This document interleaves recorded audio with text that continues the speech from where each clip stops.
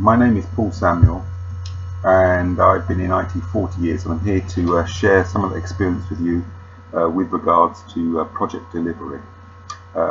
So first of all, the myth about project delivery is that it's complicated, which is why so many deadlines are missed, and so often the customer doesn't get what they want.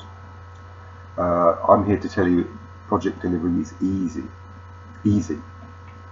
When we actually deliver a project based on task management rather than people management, it all drops into place. That and a few other ingredients. And that's why I've never delivered anything late. And I've always given the client what they want when they want it. Never make excuses. Don't need to.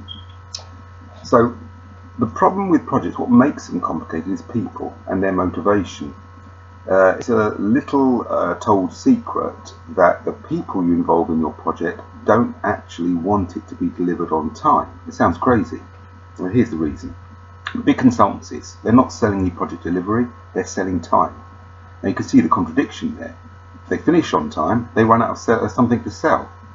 Their motivation quite often is to sell more time. Ha! Scope shift. Need an extension. You didn't make that clear in the requirement. Extension. That's their motivation. Contractors, not all of them, but some of them, what are they selling? What do they want? What they want is an extension. They don't want to complete on time, they want a legitimate extension. So they want forces outside of their control within the project to determine that they need to be extended for another 6 months. Internally managed projects, very often, and I've seen this, functional people are promoted as project managers. The worst people in the world to be project managers are functional people, because what do they like doing? They like doing functional stuff, and that's exactly where a project manager should not be involved, or very little involved, only in emergency situations. When I run a project, if I get involved in the detail, in the functional side, in the technicals, it means something's gone badly wrong. Otherwise, I have to trust my deliverers and manage the tasks. That's why I always deliver on time. What's another disease of projects? Meetings. Endless, pointless meetings. On one project, I was actually brought in as a meetings facilitator.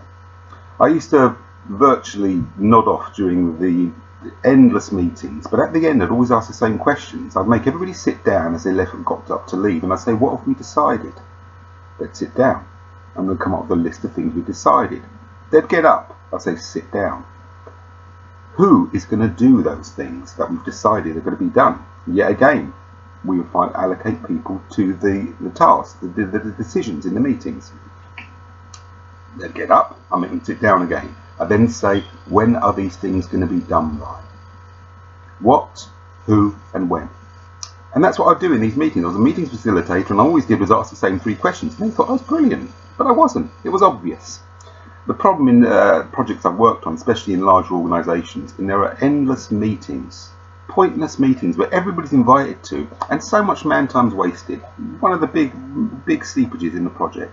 So what I'm going to talk about in this series of talks is how to deliver on time, how to keep it simple, how distance between a set of 2 points is the straightest line. Keep it simple.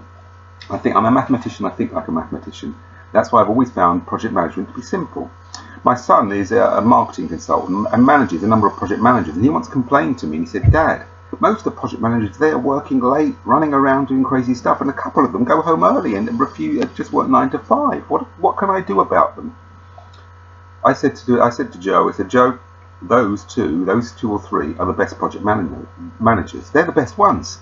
Because project management should run on rails. A project should run on rails. Once you've gone through the initial turmoil, the user requirements, the functional description, the technical documentation, the test documentation, once you've gone through the initial turmoil that occurs, the project should be stabilised, and a good project manager should have very little to do, except keep an eye on the deliverable.